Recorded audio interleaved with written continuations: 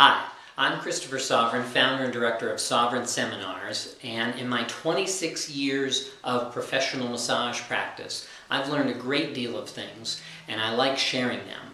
So I created a class called Trade Secrets Low Back, and one of the things that we do in there is we go over 5 different ways of working with the psoas. Now I'm going to show you one of those, so you can kind of sample my teaching a little bit.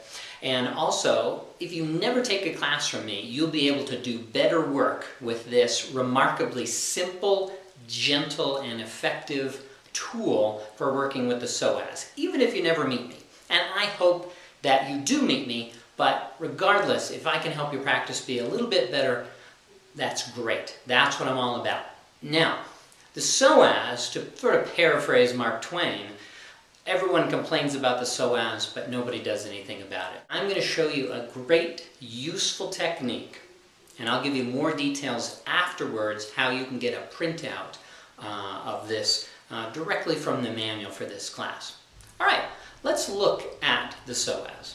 The first time I ever saw one was during an autopsy, and my jaw just dropped open because this thing is the size of a person's forearm. So if you imagine 2 of these in here, it's remarkable how much space in the abdominal cavity. As a matter of fact, I'm thinking, whoa, where's room for the food and everything else, the bladder and all that stuff. So anyway, let's get detailed here. Now, T12 is here. The psoas does attach to the T12 transverse process, along with the transverse processes of all the lumbar vertebra. It attaches on the anterior surface of these transverse processes and also on the inferior surface. In addition to that, it attaches to the lateral part of the vertebral body of T12 and all the lumbar vertebra, so that'd be L1 through 5, and also onto the area where the disc is.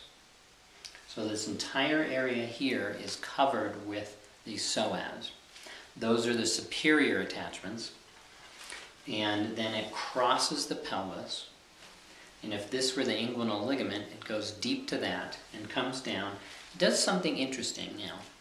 It goes in 3 different directions. It goes inferior, laterally, but also posteriorly to arrive at the lesser trochanter. You're all familiar with the greater trochanter.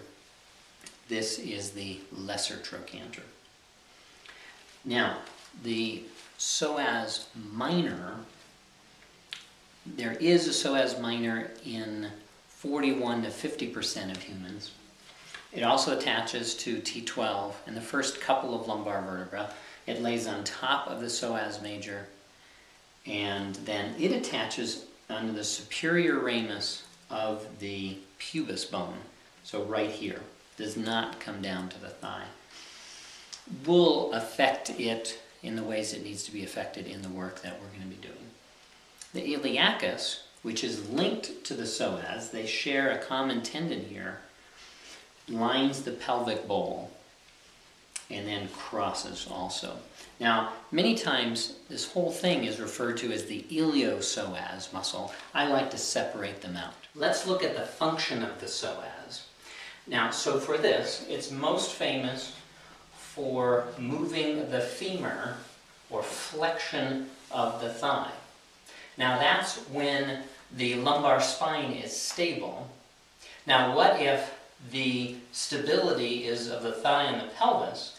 Then that would have the lumbar spine flexing. And something like sitting, you would be bringing both ends together. And the psoas is active in sitting. It's also very important in posture and in the stabilizing the relationship between the thigh, the pelvis, the hip joint, and the spine.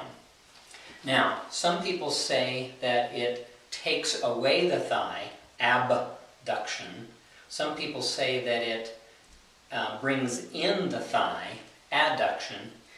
It may, they don't even agree. Regardless, it's pretty minor if it does that. It does have a relationship in extension of the lumbar spine, but in a funny way so that it can increase lordosis. So those gymnasts, they're going to have a tight psoas there. All right, it is active in sitting, in standing, and in walking. And those are its main jobs. So those are the functions of the psoas. Many of those working with the iliacus, but they don't always do the same job. Most massage therapists work the psoas in the one and only way that they know how to do it, and that is what I call the driller, where you take your fingertips, possibly putting them on top of each other, finding the belly button coming out an inch or two, and then diving in, usually with some circles, and drilling right into the psoas. Now, you can do it that way, but usually it feels awful for the client, and we don't get good results. So most massage therapists end up not doing the psoas work. So I'm going to teach you an entirely different way that's very gentle. Why are we looking at the knee? Well, with this, we're going to use our non-treating hand to do rocking motion, and that's going to engage the psoas. It's also very soothing. Now, so for this, it's very specific about this. We want no bolster.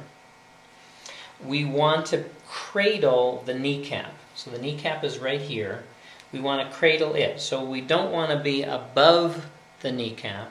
We don't want to be below. We want to be right on. So this is great because it allows us, even if they have a lousy knee, to do this, because now we're stabilizing the knee with just a gentle cradling here at the knee. Now, so once we gently cradle it, so not hard, but rather just gentle, stabilizing at the knee, we're going to do an easy rocking. So this is a very good pace right here. Soothing pace, but nice motion. I'll show you too hard would be that, and too little would be like that. So the proper motion, somewhere in between, nice, soothing rhythm. Part of it is kind of a push and let the body roll back. Push, let the body roll back. So I push and then let the body do its own thing, instead of pushing and pulling. I push and let the body return, push, and that's where I get my rhythm. Push, push, push, push, push, push, push. Great. So that's what's going to be happening with our non-treating hand. With our treating hand, we're going to use a soft fist. Now, our target is going to be, this here is going to be our treating unit. And so we're going to have the fist placed this way, basically horizontal to the ground here. We'll put that in the position, the correct position, and it's a natural position, which works great. Now, if we find the ASIS right here, we kind of want the base of our thumb to be approximately in there. And also, here's the belly button. We want to be 1.5 inches, 2 inches lateral of that.